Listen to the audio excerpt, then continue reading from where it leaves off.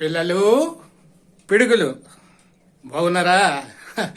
నేను మీ మాస్టర్ అయినా నేను వచ్చేసరికి మీరు లేచి నిలబక్కలేదు. కూర్చోండి కూర్చోండి కూర్చోండి. ఇప్పుడు ఈవేళ పాఠం కప్ప గెంతులు. ఈ లెసన్ పేరు. ఇప్పుడు ఏంటంటే నేను చెప్పేదానికి మీరు సమాధానం చెప్పండి చాలు. 8లోంచి 3 తీసేస్తే ఎంతరా? నువ్వు చెప్పరా. 8లోంచి 3 తీసేస్తే 5. రైట్. నువ్వు చెప్పరా. 5లోంచి 3 తీసేస్తే ఎంతరా? ఎంత? 2. Okay, very good. నువ్వు చెప్పరా. 2లోంచి 3 తీసేస్తే ఎంతరా?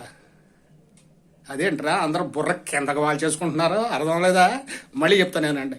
8లోంచి 3 తీసేస్తే 5 అన్నారు. 5లోంచి 3 తీసేస్తే 2 అన్నారు.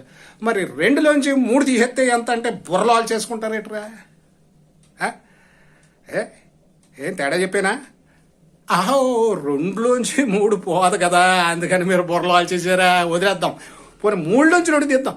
ఇప్పుడు 2లోంచి 3 పోదన్నారు, బాగానే ఉందా, ఒప్పుకున్నాం. సరే 3లోంచి 2 తీసేయండి రా. 3లోంచి 2 తీసేయరా నువ్వు. తీరా. అలాగా అలా తీయకూడదా?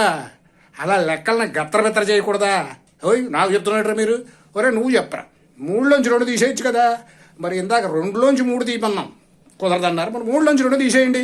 నువ్వు చెప్పరా. ఏంటి అలా అంటే లెక్కల్లో కప్పగంతులు వేయకూడదా?